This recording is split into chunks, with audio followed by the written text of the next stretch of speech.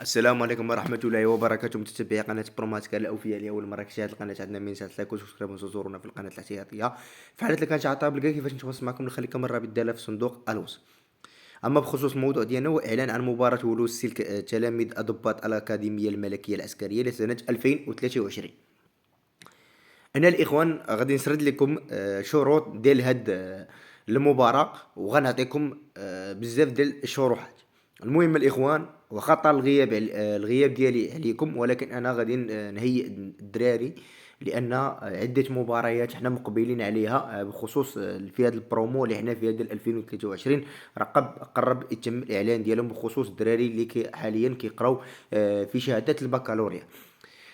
نسبة كبيرة ديال الدراري اللي كيقراو في شهادة البكالوريا يمكن ليهم يترشحوا، واخا باقي ما شدوش الباك وعارفين راسهم غيجيبوا باك بواحد الميزة زوينة، يمكن ليهم يترشحوا لهاد المباريات العسكرية بخصوص ضباط القوات المسلحة الملكية، أو ضباط الصف، أو ضباط القوات المساعدة، أو ضباط الصف ديال القوات المساعدة، أو لأن كاين عدة أجهزة، أو الدرك الملكي. يمكن ليهم يترشحوا واخا باقي ما شدوش الباك، لأن ملي كيشدوا الباك كطلع لهم النقطة ديالك كمترشح ككونديدا، وكيتم الاختيار ديالك. المهم على اي نرجعوا للموضوع ديالنا. تنظم القوات المسلحه الملكيه المباراة لفائدة الشباب المغاربة ذكورا وإناثا متراوح أعمارهم ما بين 18 و 22 سنة إلى غاية 21 دجنبر 2023. أي 31 دجنبر خاصها تبقى توفر فيك 22 سنة باش نكونوا واضحين الاخوان. المهم من 18 22 سنه يمكن لك ترشح المباراه الضباط الاكاديميه العسكريه. راه اللي كنا الاكاديميه العسكريه راه كيقراو فيها. بخصوص هاد الضباط راه كاين عده شباب اللي كيخرجوا من الاكاديميه، ما كيترشحوش المباراه. الاكاديميه ملي كيشد الباك ديالو كيمشي يكمل باش يصيفطو يكمل سلك الضباط ولا ضباط الصف على حساب هما فين غيصيفطو باش نكونوا واضحين.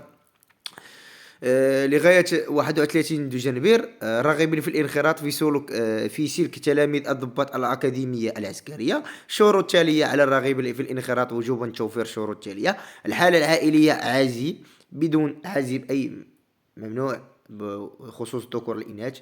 خصوص الدريات تقدر تكون كتقرا في الباك وتقول لي أنني مطلقة، ممنوع. عازبة، عازبة، عازبة أو عازب، بدون سوابق عدلية، أو أن يكون المترشح حاصل على شهادة البكالوريا لسنة 2023. خصوص الدراري اللي كيقراو في الباك أو الإناث اللي كتقرا في الباك كيقراو في الباك، يمكن لهم يترشحوا هذه المباراة، ولكن راه كيطلبوا النقطة. في خصوص الضباط نكونوا واضحين، كيطلبوا النقطة، كيطلبوا النقطة. المهم هذه النقطة بغيت نوضحها لكافة لي كونديدا لي فورس ارمي رويال. وتمتع شرط المواليد تمتع بصحة جسمانية جيدة، أي ما تكونش فيك شي حاجة تقدر ما تخليك تزاول المهام ديالك.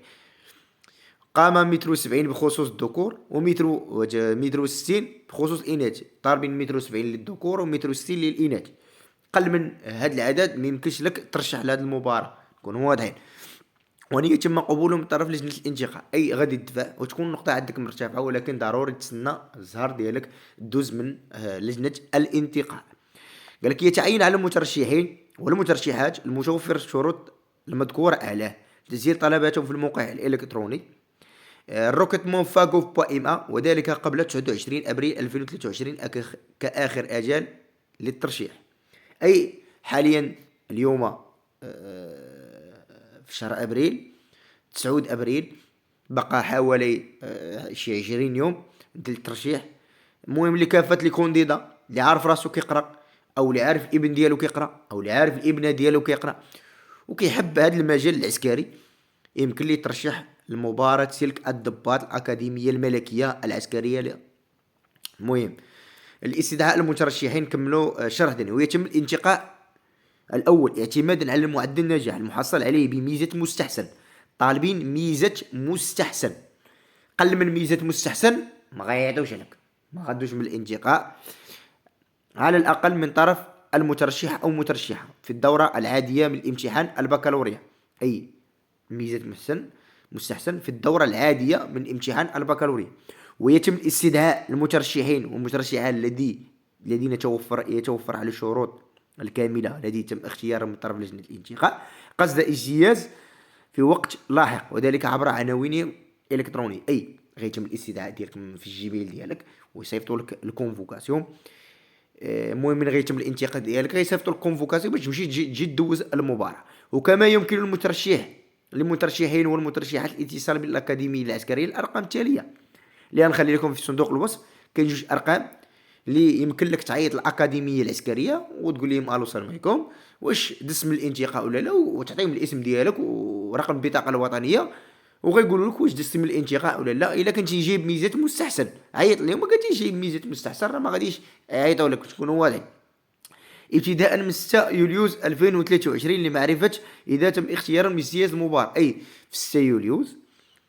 من ورا 6 يوليوز ديك الساعة غادي تكونوا دوزتوا الامتحان ديال شهادة البكالوريا، وتكون ديك الساعة انت نجحتي وعارف راسك جبتي بواحد الميزة مزيانة، ميزة مستحسن أو أكثر.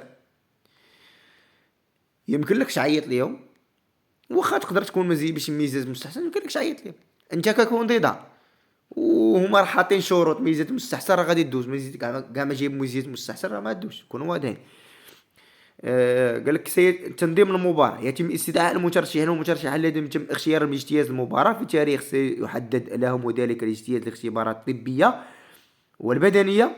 كاين عندك الاختبار الطبي والبدني والنفسي، وإضافة لاختبار شفوي. يجب على المترشحين والمترشحات استيعاب اللوازم الرياضية.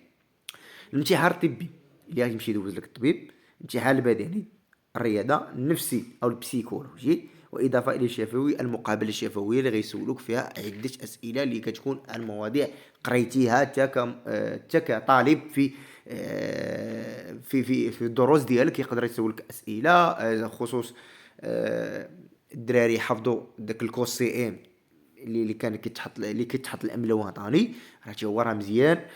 في اي سنه اسست القوات المسلحه الملكيه. هادو هما الاشياء اللي قدر نفيدك بهم، اللي قدر نهيئك بهم. تعرف سنه المسيره الخضراء، عيد الاستقلال، الاعياد الوطنيه، الاعياد الدينيه، هادو كاملين خصك تكون حافظهم. يسولك شي سؤال يقدر يجاوب، يقدر يقول لك هضر لي على شي موضوع بحقك. ان فوا يعطيك مثلا شي موضوع تهضر ليه غير على طريق الكلام ديالك تشرح ليه. يعني الاخوان الفرنسي الاخوان ضروري غيعطيك الفرنسي، كونوا واضحين. يعطيك واحد الكلمه يقول لك ترجمها ليا بالفرنسي واحد الجمله ولا واحد السطر، يعطي لك شمايه يقول لك هذيك السطر اللي كتشوف في امامك ردي لي بالفرنسي، تردي لي بالفرنسي، او شي سطر بالفرنسي تردي لي بالعربيه. هادو هما الاسئله ديال الجهاز العسكري اللي تقريبا هنا بخصوص الضباط لان الضباط راه شي حاجه مرتبه عليا في لي فورس ارمي رويال. اول مرتبه هي الضباط، من غير الضباط الممتاز اللي تتم تقريبا لي غراد ديالهم، كيتم الترقيات ديالهم، وانت غادي ترقى على حساب طبيعه العمل ديالك وكيفاش كتعمل، واش كتعمل بجديه ولا لا. قال لكم يتم ترتيب المترشحين والمترشحات الذين يجتازون بنجاح هذه الاختبارات. يتم الاعتماد على المعدل النجاح المحصل عليه على الدورة العادية من امتحان البكالوريا، أي اللي هاد المترشحين غيدوزو هادشي بنجاح كاملين.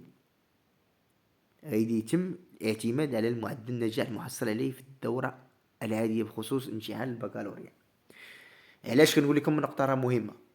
راه لأن الضباط راه ماشي ضباط صف، الضباط خصك تعرفها غير الكلمة الضباط اللي كيكونوا مسؤولين على ضباط الصف والجنود هما اللي كيكونوا مؤطرين. لانك تقدر لانك راه انت غادي تكون مؤطر من هنا لقدام، تاثر تكون انت مؤطر على ضباط الصف وجنود، لان هذه المباراة حساسة. وكنقول بالترشيحين اللي عارف راسو غادي يجيب واحد الميزات مستحسن وعارف تبارك الله راسو قراي، يمكن ليه يترشح هاد المباراة. هنا غادي نبقى الاخوان بخصوص اللي كيسولوني على بزاف ديال المباريات، راه كاينين عده مباريات اللي قريب تم الاعلان ديالهم، كاين اللي غيتعلن في شهر 5